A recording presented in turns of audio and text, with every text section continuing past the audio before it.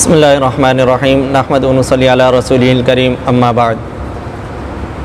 پچھلی ویڈیوز میں آپ کے سامنے نماز کے فرائض کو مکمل جتنا ممکن ہوا تشریح اور وضاحت کے ساتھ بیان کیا۔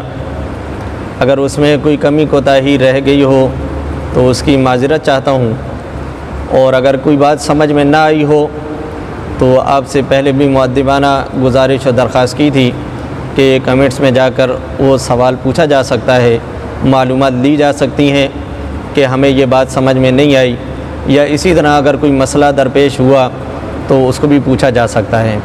بہرحال بات کو آگے چلاتے ہوئے، فرض کے بعد واجب کا درجہ ہوتا ہے۔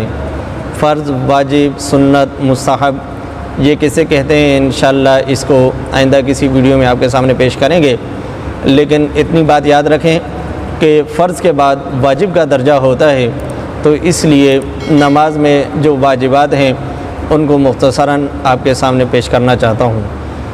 نماز میں جس طرح کچھ فرائض ہیں، اسی طرح کچھ واجبات بھی ہیں کہ بغیر ان کے نماز مکمل نہیں ہوتی۔ اگر جان بوجھ کے ان کو چھوڑ دیا جائے تو نماز کا لوٹانا واجب اور ضروری ہوتا ہے، اور اگر بھولے سے وہ رہ جائیں تو نماز میں سجدہ سہو کرنے سے نماز ادا ہو جاتی ہے۔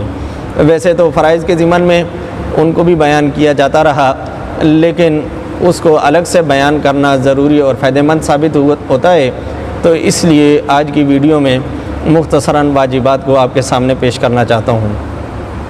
پہلا واجب، تکبیر تحریمہ کے وقت لفظ اللہ اکبر کے ساتھ تکبیر تحریمہ کہنا۔ لفظ اللہ اکبر کے ساتھ تکبیر تحریمہ کہنا احناف کے نزدیک یہ واجب ہے۔ نمبر 2، سورہ فاتحہ پڑھنا۔ نمبر 3، کوئی اور سورت ملانا، اور یہ فرض نماز کی پہلی 2 رکعتوں میں ہے، اور اس کے علاوہ باقی جتنی نمازیں ہیں ان کی ہر رکعت میں ہے۔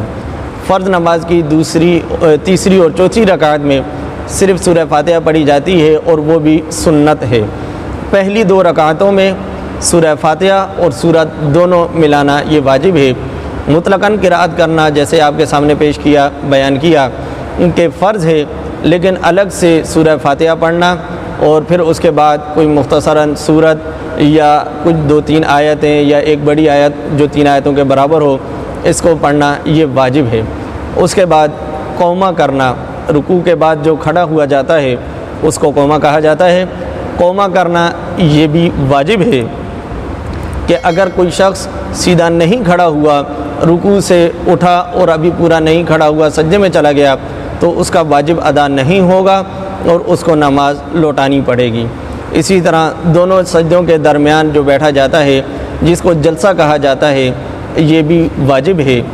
4 رکعت والی یا 3 رکعت والی نماز کے درمیانی قاعدے جو بیٹھا جاتا ہے، اتحیات میں یہ بیٹھنا بھی واجب ہے کہ اگر کوئی شخص دوسری رکعت میں بیٹھا نہیں بلکہ تیسری کے لیے کھڑا ہو گیا اور کھڑے ہونے کے بالکل برابر ہو گیا، تو اب اس کو بیٹھنا نہیں چاہیے بلکہ اس کو آخر میں سجدہ سہو کر لینا چاہیے۔ لیکن اگر وہ جان بوجھ کے کرے گا تو اس کی نماز صحیح نہیں ہوگی، اس کو نماز لوٹانا واجب ہے۔ دونوں قاعدوں میں اتحیات کا پڑھنا یعنی تشہد پڑھنا، وہ اتحیات کیا ہوتا ہے انشاءاللہ اس کو بھی آپ کے سامنے پیش کریں گے۔ یہ یاد رکھیں کہ اتحیات پڑھنا یہ بھی واجب ہے، اور دونوں قاعدوں میں پڑھنا واجب ہے۔ اور اسی طرح آخری ہے لفظ سلام کے ساتھ، السلام علیکم کے ساتھ نماز سے خارج ہونا۔ قصداً نماز سے خارج ہونا یہ فرض ہے، لیکن لفظ سلام کے ساتھ نماز سے نکلنا یہ واجب ہے۔ اور اعتدال کے ساتھ نماز کو ادا کرنا، یعنی ہر رکن میں ٹھہر ٹھہر کر ادا کرنا، جلدی نہ کرنا، ہر رکن کو اس کے اپنے وقت پر ادا کرنا، یعنی پہلے تکبیر تحریمہ، پھر قیام، پھر رکوع، پھر سجدے، پھر قاعدہ اخیرہ۔ یہ نماز میں چند واجبات ہیں کہ ان کے وقت پر صحیح ادا نہیں کیا تو نماز کا لوٹانا واجب ہوتا ہے، اور اگر بھولے سے یہ رہ گئے تو سجدہ سہو کرنے سے نماز ادا ہو جاتی ہے۔ اللہ تعالی ہمیں نمازوں کو صحیح کرنے والا بنائے۔ وما علینا الا البلاغ۔